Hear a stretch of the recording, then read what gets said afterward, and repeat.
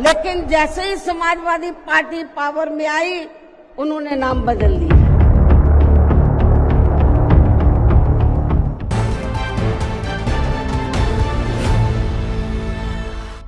मायावती ने काशीराम की याद का हवाला देकर पूरे लखनऊ को नीला तो कर दिया।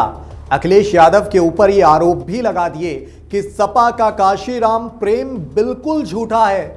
लेकिन सवाल ये जरूर खड़ा होगा कि मायावती का काशीराम प्रेम आखिर कितना सच्चा है।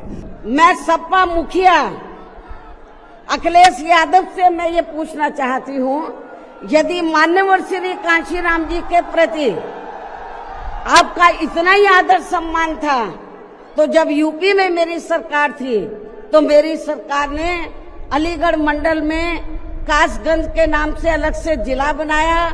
उस जिले का नाम मान्यवर श्री काशीराम जी नगर के नाम से रखा था। लेकिन जैसे ही समाजवादी पार्टी पावर में आई, उन्होंने नाम बदल दिया। 9 अक्टूबर को काशीराम की पुण्यतिथि पर बहन जी ने उनके नाम पर इतना बड़ा सियासी माहौल तो बना दिया, लेकिन क्या उनके नाम पर इतने बड़े आयोजन में काशीराम के परिजन होने नहीं चाहिए थे? काशीराम के परिजनों की मौजूदगी के बिना उनकी कैसी पुण्यतिथि? क्या काशीराम के नाम का सहारा लेकर अपने दलित वोट सेट करने में जुट गई हैं बहन जी? आखिर क्यों काशीराम के परिजन हर दिन मायावती को भर भर कर खरी खोटी सुनाते हैं? काशीराम को मान्यवर बोलने वाली मायावती ने उनके साथ क्या वाकई एक बहुत बड़ा धोखा किया था? और आज काशीराम के नाम पर इतना बड़ा शो करने वाली बहन जी यूपी में क्या कमाल कर पाएंगी? ये बहुत बड़े सवाल हैं। अखिलेश यादव से मैं ये पूछना चाहती हूँ, कासगंज के नाम से अलग से जिला बनाया, उस जिले का नाम मान्यवर श्री काशीराम जी नगर के नाम से रखा था। लेकिन जैसे ही समाजवादी पार्टी पावर में आई, उन्होंने नाम बदल दिया।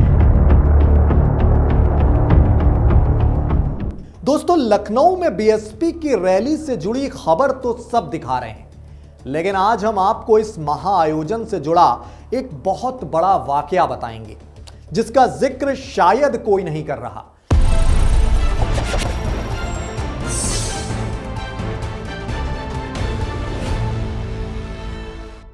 नमस्कार, मैं आपके साथ प्रियंक वाजपेयी हूं और आज मायावती और काशीराम के बीच कथित विवाद, बीएसपी की आज की महारैली के फैक्टर्स का ही विश्लेषण करेंगे।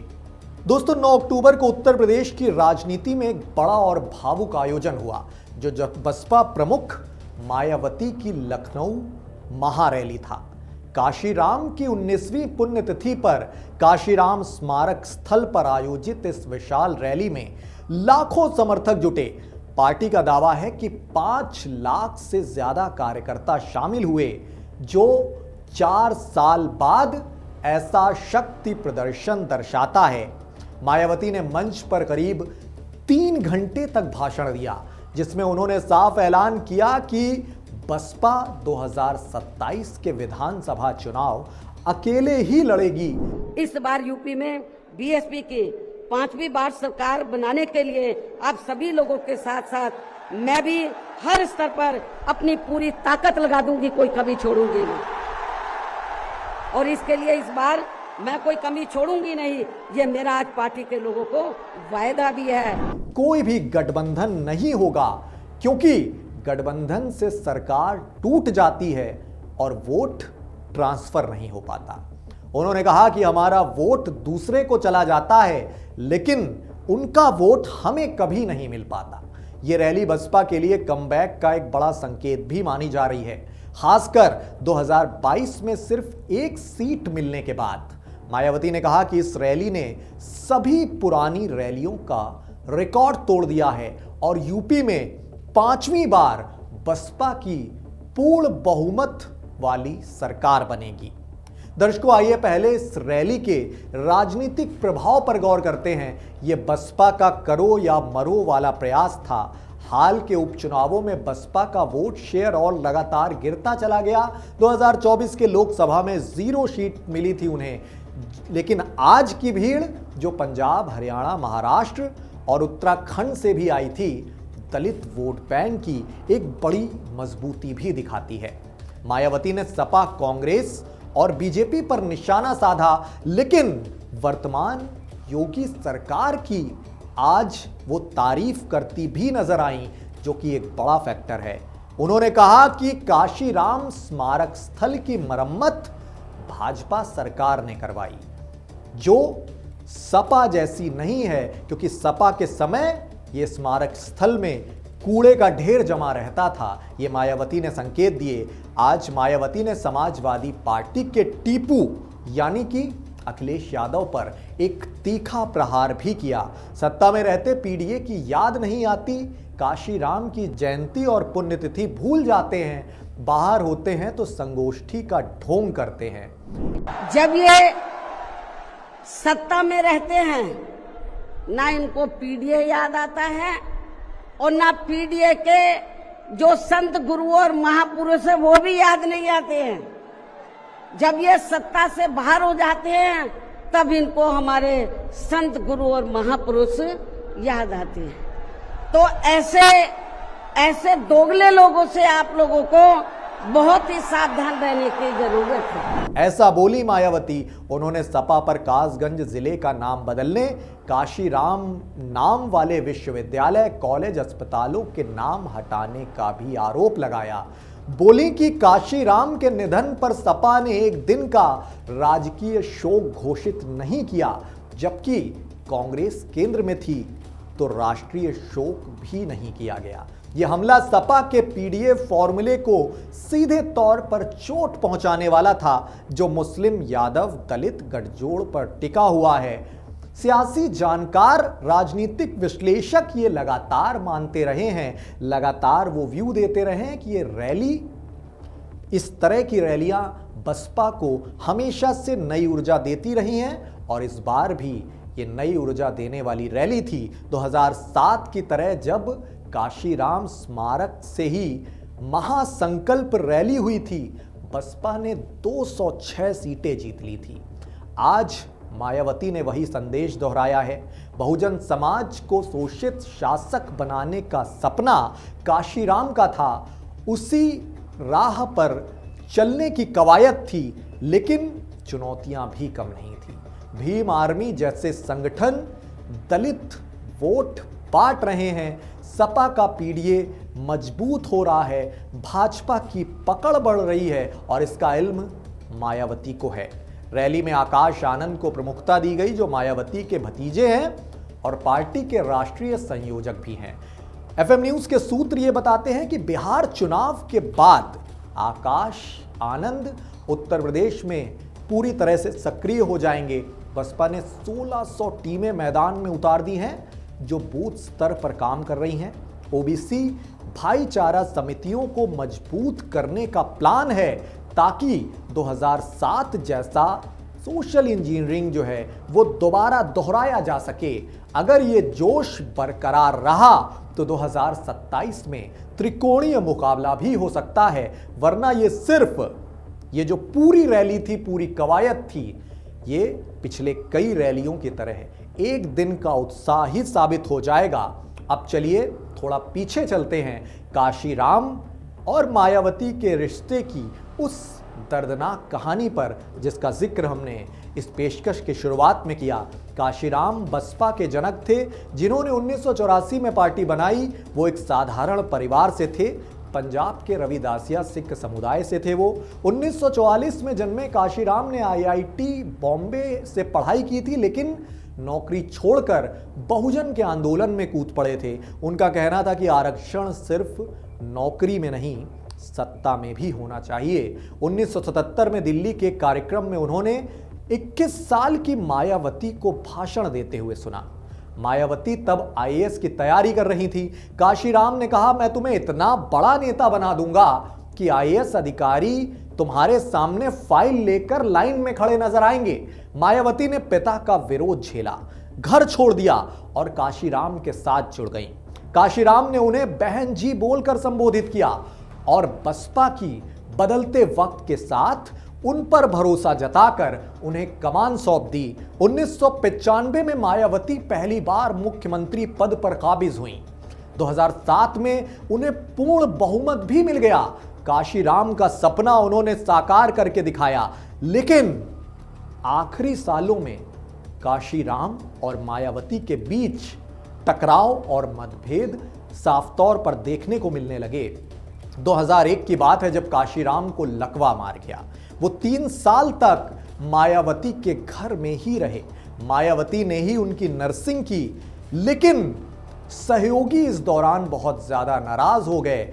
इस तरह की बातें कही जाने लगी कि मायावती ने काशीराम को पूरी तरह से हाईजैक कर लिया था। 1995 का एक पुराना विवाद फिर से सुर्खियां बनने लगा।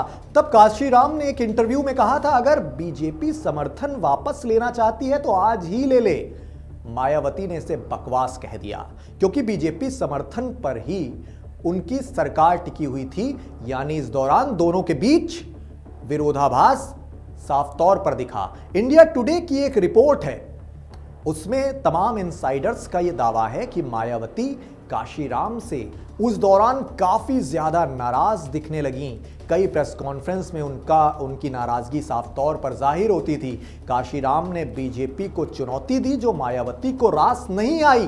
काशीराम के निधन के बाद आरोप लगे कि मायावती ने टिकट बेचना शुरू कर दिया। कुछ सहयोगियों ने कहा कि काशीराम को अध्यक्ष पद से हटाने का दबाव डाला गया। यहां तक कि काशीराम के परिवार ने मायावती पर भी बहुत सारे आरोप जड़ दिए। 2014 में उनके भाई बहनों ने कहा कि मायावती काशीराम की मौत की जिम्मेदार हैं। काशीराम के अंतिम दिनों में मायावती ने काशीराम को पूरी तरह से हाईजैक कर लिया। यह आरोप भी उनके परिजनों का ही था। उन्होंने उन्हें तानाशाही से दबा दिया, मां से मिलने नहीं दिया। हम बसपा को वोट नहीं देंगे जब तक मायावती है, ऐसा काशीराम के परिजन वक्त दर वक्त कहते आए हैं। और आज काशीराम के नाम पर इतना बड़ा जो प्रोग्राम हुआ, तो काशीराम के परिजन वहां से इसलिए ही शायद नदारद थे। मायावती ने इन आरोपों को लगातार साजिश ही बताया है, लेकिन यह दर्द बसपा के इतिहास का हमेशा के लिए हिस्सा बन गया है। काशीराम के निधन पर सपा कांग्रेस ने शोक न घोषित करने को मायावती ने लगातार दलित विरोधी बताया है। आज की रैली में भी यही बात गूंजती दिखी। दर्शकों, काशीराम का जन्म 15 मार्च 1934 को हुआ था। वो DS4 संगठन से उन्होंने शुरुआत की थी, जो डॉक्टर अंबेडकर की विचारधारा पर आधारित था। 1978 में backward and minority communities employees federation यानी कि बम सेफ बनाया गया। फिर DS4 से बहुजन समाज पार्टी बनी। उनका नारा था, जाति तोड़ो समाज जोड़ो। उन्होंने कहा कि ब्राह्मणों को साथ लेकर सत्ता हासिल करो। 2007 की जीत इसका प्रमाण भी बनी। लेकिन काशीराम का निधन 9 अक्टूबर 2006 को जब हुआ, उसके बाद बसपा में एक बहुत बड़ी फूट देखने को मिली। कई नेताओं ने पार्टी का साथ छोड़ दिया। मायावती ने आकाश आनंद को उत्तराधिकारी बना दिया, लेकिन विवाद लगातार बरकरार रहा। आज की रैली में भी मायावती ने कहा कि काशीराम का सपना पूरा करना है, बहुजन सशक्तिकरण ही हमारा लक्ष्य है। लेकिन सवाल उठता है कि क्या पुराने घाव भर पाएंगे? अब 2027 के चुनाव पर नजर डालें तो बसपा ने अब अपनी रणनीति काफी कुछ बदल ली है। 1028 नए प्रभारी बनाए हैं। मंडल से जिला स्तर तक 2-2 जिम्मेदार हैं। गांव-गांव जाकर बूथ मजबूत कर रहे हैं। ओबीसी मुस्लिम दलित गठजोड़ पर फोकस है। मायावती ने कहा कि हम बदले की भावना से नहीं चलेंगे। बसपा की सरकार बनेगी तो सभी योजनाएं जारी रहेंगी जो अभी चल रही हैं, लेकिन सपा का पीडीए, भाजपा की हिंदुत्व लाइन और चंद्रशेखर आजाद की भीम आर्मी है, जो वो मायावती के लिए बहुत बड़ी चुनौती बन गई है। हाल के उपचुनावों में बसपा का वोट शेयर जो था वो केवल 2 से 3% ही है। वो बसपा के लिए बहुत ज़्यादा चिंता की बात भी है। अगर रैली का असर बूथ पर दिखा तो 20-30 सीटें संभव हो सकती हैं, वरना खिसकाव तो लगातार जारी है। आप देख भी रहे हैं, राजनीतिक हलकों में लगातार चर्चा है कि मायावती आकाश को लगातार आगे ला रही हैं ताकि कोई युवा चेहरा सेट हो पाए, यूथ के बीच बसपा का प्रभाव बढ़ पाए। बिहार चुनाव के बाद अब यूपी पर फोकस होगा, लेकिन सवाल वही है, क्या बसपा 2007 की जीत दोहरा पाएगी? दर्शकों, इस रैली ने यूपी की राजनीति को हिलाकर रख दिया है। सपा पूरी तरह से असहज दिख रही है, भाजपा भी सतर्क हो गई है। मायावती ने संविधान पर नाटक करने वालों को लताड़ा है। उन्होंने कहा है कि बाबा साहेब के विचारों पर चले। उन्होंने अमेरिका के टैरिफ पर टिप्पणी भी की, लेकिन फोकस बहुजन पर ही था। रैली में लोक कलाकारों ने काशीराम के गीत गाए जो बहुजन संघर्ष की याद दिलाते हैं। मायावती ने वादा किया कि वो कोई कोर कसर इस बार नहीं छोड़ेंगी, लेकिन दलित समाज में असंतोष है। रायबरेली में हरिओम सिंह की हत्या, ब्राह्मण गवई पर जूता फेंकने जैसे मुद्दों पर भाजपा से सवाल क्यों नहीं किया जा रहा? कुछ कार्यकर्ता सोशल मीडिया पर नाराज है कि मायावती ने सपा पर ज्यादा फोकस किया, भाजपा की तारीफ की, लेकिन मायावती का कहना है कि हम निष्पक्ष हैं, सच्चाई बोलते हैं। काशीराम की जिंदगी संघर्ष की मिसाल है।